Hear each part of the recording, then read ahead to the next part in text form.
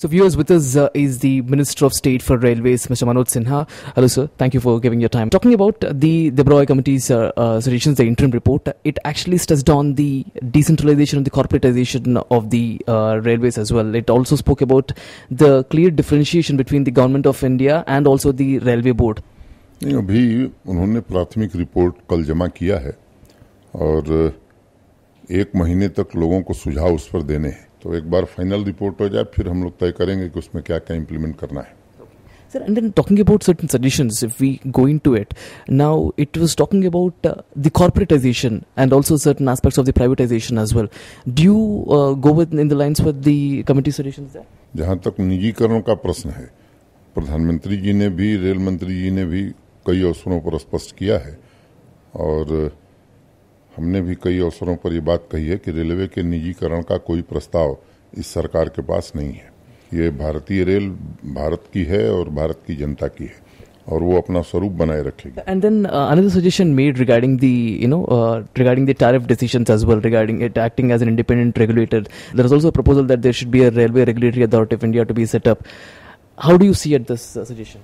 इस राय से हम लोग सहमत हैं कि एक रेगुलेटर होना चाहिए, क्योंकि हम ही किराया भी तय करते हैं और हम ही निर्णय भी देते हैं। तो हमारे जो स्टेक होल्डर्स हैं उनकी राय भी जान करके मैं समझता हूं कि एक स्वाभाविक प्रक्रिया है और रेल मंत्री जी ने इसका संकेत अपने रेल बजट में भी किया था। ब्रॉय कमेटी के अलावा दी ट्रैफिक ऑप्टिमाइजेशन के लिए भी कमेटी रिपोर्ट और रिसेंटली सबमिट किए थे। तो इन दोनों चीज़ों को देख के जो ट्रैफिक ऑप्टिमाइजेशन के लिए रेलवेज के लिए वो जो रिकमेंडेशंस को लेकर क्या क्या डिसीजंस आने वाले हैं सर मिनिस्ट्री से? आपके जानकारी में होगा कि इस वर्ष फ्रेट ट्रैफिक में 15% की वृद्धि हो, ये लक्ष्य हम लोगों ने रखा है, जो कि एक अत्यंत महत्वाकांक्षी लक्ष्य। उस लक्ष्य को कैसे पूरा किया जाए इस दिशा में प्रयत्न प्रारंभ हुए हैं। कई सुझाव उस समिति ने दिया है, तो उस पर हम आगे काम करेंगे। And then talking about the modernisation of the railways itself sir, ये जो रेवेन्यू जनरेशन भी रेलवेज के लिए एक चैलेंज हो गया। जो मॉडर्नाइजेशन के लिए बहुत सारे पैसे भी चाहिए होता है, तो उसके लिए मिनिस्ट्री की तरफ से कैसा प्लान चल रहा है सर? आपको मालूम है कि आने वाले 5 वर्ष में 8.5 लाख करोड़ रुपए निवेश करने की योजना बनी है। अनेक वैकल्पिक उपाय संसाधन जुटाने के इस बार किए गए हैं। जैसे LIC से हमने एक अनुबंध किया है, 1.5 लाख करोड़ रुपया उन्होंने आश्वस्त किया है कि आने वाले 5 वर्षों में भारतीय रेल में निवेश करेंगे।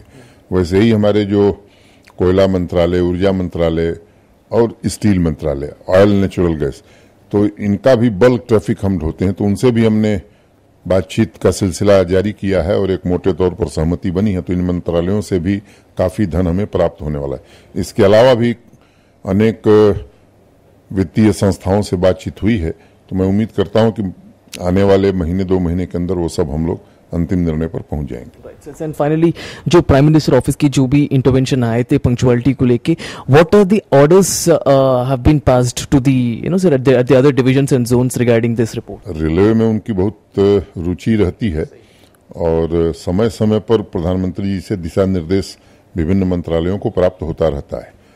उसी के अंतर्गत रेलवे मंत्रालय को भी उन्होंने निर्देश दिया है कि पंक्चुअलिटी पर विशेष ध्यान दिया जाए और उस दिशा में कार्रवाई भी हम लोगों ने प्रारंभ कर दी है। अधिकारियों को निर्देश जारी कर दिए गए हैं और प्रतिदिन पंक्चुअलिटी की मॉनिटरिंग मैं स्वयं कर रहा हूँ, रोज रिपोर्ट मंगा रहा हूँ, देख रहा हूँ। Thank you very much, sir. So that is our Minister of State for Indian Railways, Manoj Sinha, expressing his opinions on various developments related to the Indian Railways and the Ministry of Railways. With camera person Jay Shri, this is Venkatram reporting for DD News from New Delhi.